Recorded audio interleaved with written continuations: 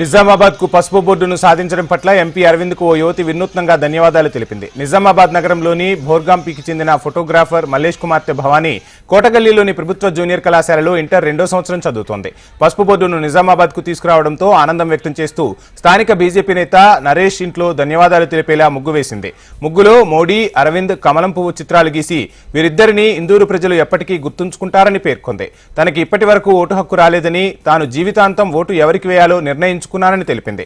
Social media ద్వారా ఈ చిత్రాన్ని చూసిన ఎంపీ అరవింద్ యువత వేసిన ముగ్గు తనని మంత్రముగ్ధుల్ని చేసిందని, తమ పట్ల యువతకు ఉన్న అభిమానానికి ప్రత్యేక ధన్యవాదాలు తెలియజేశారు.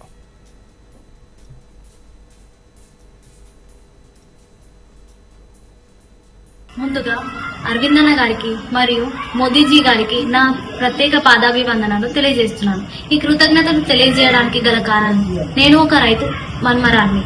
మా తాతలు కలలు కన్నా పసుపు బోర్డు కళను నెరవేర్చడానికి కృషి చేసిన అరవిందన్న గారికి నా ధన్యవాదాలు. మరో రైతు బిడ్డగా పల్లె గంగన్న గారికి చైర్మన్ పదవి ఇచ్చినందుకు నా ప్రత్యేక ధన్యవాదాలు కోరుతున్నాను. ఇప్పటిదాకా నాకు ఓటు హక్కు లేదు.